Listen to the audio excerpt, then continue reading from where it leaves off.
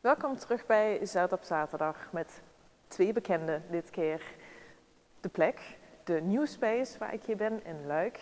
Ik ben hier eerder al eens geweest en heb gesproken met de oprichter van deze plek, met Alain de Klerk. De video zet ik in de link onderaan de video, dan kunt u nog eens terugkijken hoe dit is ontstaan en wat het ooit is geweest. De tweede bekende hier is degene die de expositie achter mij heeft ingericht, dat is Lara Gasparotto. En die kent u misschien al omdat wij werk van haar al eens in Zout Magazine hebben gepresenteerd. Dit keer is Lara dus de curator en zij gaat me vertellen wat voor expositie wij hier kunnen zien.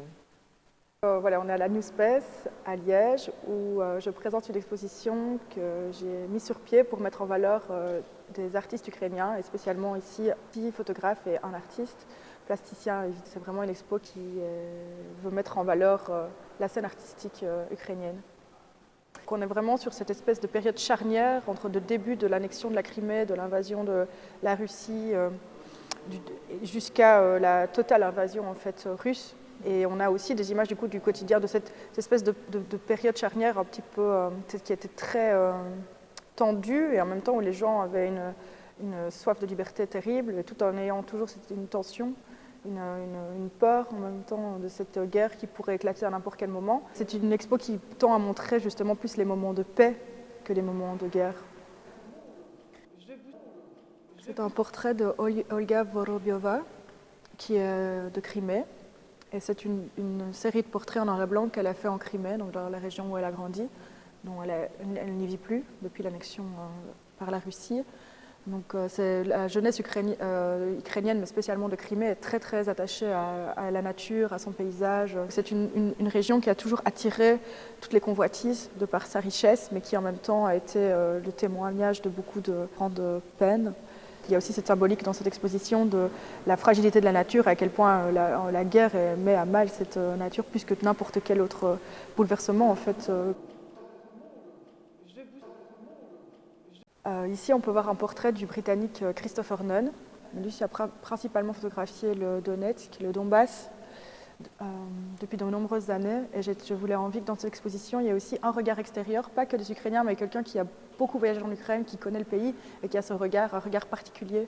On va se garer ce gars à l'arrêt de bus et j'aime bien qu'on puisse lire Kharkov, Poltava, Kiev, partout est-ce qu'on peut aller en Ukraine. Voilà, on ne sait pas qui est cette personne, qu'est-ce qui lui est arrivé, son bras, ses tatouages. Enfin, je trouve que c'est un portrait qui est très, très fort. Moi, j'ai beaucoup voyagé en Ukraine, donc c'est un pays que j'ai découvert en 2011 la première fois et j'y suis retournée une dizaine, presque 10 fois. J'ai vite eu le sentiment que j'avais envie, plutôt que moi revenir avec des photos, c'était de moi ramener les artistes ici et leur donner l'occasion d'exposer. J'avais le sentiment que de plus en plus c'était très important quand tu voyages quelque part, si tu as l'occasion, plutôt que de toi t'approprier une partie du pays, c'est de ramener une partie du pays et de laisser les gens s'exprimer en fait, de laisser les photographes s'exprimer eux-mêmes sur ce qu'ils ont à dire. Les Ukrainiens ont toujours été privés en fait. C'est un peuple qui a été énormément privé de sa parole. Et il est plus important que jamais de leur permettre d'avoir cette parole, de prendre cette place.